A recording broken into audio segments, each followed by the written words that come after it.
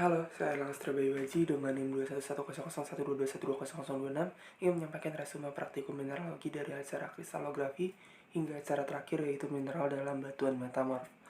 Nah, mineralogi merupakan cabang ilmu geologi yang mempelajari mineral, sifat-sifatnya, keterdapatannya di alam, dan proses pembentukannya pada suatu batuan. Nah, cara pertama adalah kristalografi yang dibagi menjadi 4 kali pertemuan dan 2 diantaranya adalah penyampaian materi. Materi pertama berisi mengenai apa itu kristal, strukturnya, unsur simetri, sistem kristal, dan juga notasi internasional. Nah, kristal adalah bahan padat yang terbentuk secara kimia homogen dalam bentuk geometri yang memiliki pola dan susunan atom yang teratur. Struktur kristal ada 5. Pertama, morfologi dari kristal yang berkaitan erat dengan hukum seno. Lalu, kedua itu ada titik isi, yaitu suatu titik berulang dalam kristal yang identik dengan titik lain pada jarak yang konstan. Lalu ketiga itu ada sel unit. Sel unit adalah gabungan dari titik isi. Keempat itu ada 14 isi grafais. Lalu yang kelima itu ada indeks Miller. Nah, selanjutnya itu ada unsur simetri pada kristal. Unsur simetri yang pertama adalah simetri pada titik atau pusat simetri. Lalu simetri pada garis atau sumbu simetri, atau disebut juga dengan sumbu putar. Lalu ada simetri pada bidang atau cermin kristal. Dan yang terakhir itu ada simetri gabungan atau rotoinversi. Lalu ada 6 sistem kristal yang dikelompokkan berdasarkan kesamaan sifat optiknya. Yang pertama itu ada isometrik, contohnya itu ada halit, pirit, galena. Lalu ada tetragonal, contohnya itu ada rutil dan zirkon. Ketiga itu ada heksagonal dan trigonal, contohnya itu ada beril, kuarsa, kalsit, dan dolomit. Keempat itu ada ortorombik, contohnya aragonit, olivin. Kelima itu ada monoklin, contohnya itu ada epidot dan gypsum. Dan keenam itu ada triklin, contohnya kianit, albit, dan plagioklas.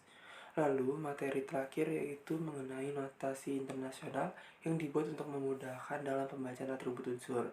Yang pertama itu ada notasi Schoenflies, dan juga yang kedua itu ada notasi Hermann Maugin yang lebih sering digunakan. Lalu acara kedua yaitu sifat fisik mineral. Mineral adalah zat padat organik yang terbentuk secara alami tersusun dari komposisi kimia tertentu dan terbentuk melalui kristalisasi pada jangka waktu tertentu. Nah, sedangkan ketika kristalisasi berjalan terlalu cepat akan menghasilkan non-kristal atau amorf.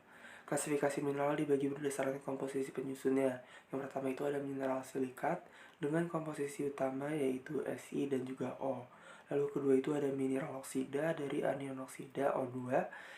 Ketiga mineral karbonat yaitu CO3-2. Lalu keempat itu ada mineral sulfida mengandung sulfida yaitu S2-. Yang kelima itu ada mineral sulfat mengandung ion SO4 2-. Keenam itu ada mineral fosfat yaitu PO4 3-. Dan ketujuh itu ada mineral hadida dengan unsur halogen seperti F-, Cl-, Br-, dan I-. Lalu ke-8 itu ada native elemen yang terdiri dari satu unsur saja. Lalu sifat fisik mineral itu sendiri dapat dilihat melalui warna, serat, gelap, kekerasan, ketembusan cahaya, belahan, pecahan, bentuk dan perawakan, berat jenis, sifat dalam, sifat lain seperti bau, kemagnetan, dan sebagainya. Acara ketiga yaitu batuan beku, yaitu batuan yang terbentuk langsung dari magma baik itu di atas maupun di bawah permukaan. Magma dibagi menjadi dua berdasarkan kandungan SiO2-nya. Pertama itu ada magma basaltik dengan kandungan SiO2 45-55%, magma andesitik dengan kandungan 55-65%, dan magma rhyolitik dengan kandungan 65-75%. Lalu ada Bowman reaction series yang berbentuk seperti huruf Y, dengan di sisi kiri adalah deritas kontinu, dengan pembentukan pertama itu olivin, lalu ke bawah itu peroxen, di bawah lagi amphibol, dan terakhir itu ada biotit pada suhu yang semakin turun. Lalu di kanan ada deret kontinu dengan Ca feldspar pada suhu tinggi dan Na di suhu rendah. Lalu di cabang bertemu di ortoklas, lalu muscovite, dan yang terakhir yang paling bawah itu ada kuarsa yang paling resisten. Di batuan baku juga dikenal dengan batuan fragmental dan non-fragmental. Kalau batuan fragmental itu dari ekstrusi dan non-fragmental itu diintrusi atau dalam bumi. Acara keempat yaitu mengenai batuan sedimen. Batuan sedimen adalah batuan yang terbentuk dari hasil perombakan batuan yang sudah ada sebelumnya atau hasil aktivitas kimia maupun organisme.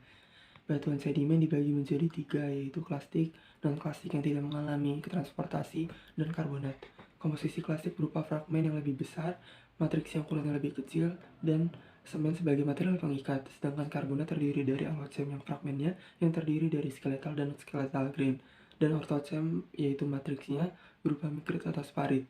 Struktur batuan sedimen dibagi menjadi 4 berdasarkan waktu terjadinya yaitu sindeposisional, postdeposisional, erosional, dan biogenik. Dan tekstur pada batuan klastik dan karbonat berupa ukuran, bentuk, sortasi, dan kemas. Hasil terakhir yaitu batuan metamorf. Batuan metamorf adalah batuan yang berasal dari batuan sebelumnya, baik itu sedimen maupun beku, atau batuan indeks atau batuan dari metamorf itu sendiri. Struktur metamorf itu dibagi menjadi struktur foliasi, yaitu adanya penjejaran, dan non-foliasi tidak ada penjejaran. Struktur foliasi berupa salactic cleavage, fillet, sekis, dan kinesis. Struktur non-foliasi berupa hornfelsik, melonitik, kataklastik, dan filonitik. Jenis metamorfisme dibagi menjadi metamorfisme lokal atau kontak, yaitu hornfels dan salindinit, dan metamorfisme regional, yaitu zeolit, prehnit, pumpilit, rincis, blueschist, amphibolit, granulit, dan eklogit. Nah, metamorfisme ini dipengaruhi oleh suhu dan tekanan. Mungkin itu aja resume dari saya, kurang lebih mohon dimaafkan. Sekian, terima kasih.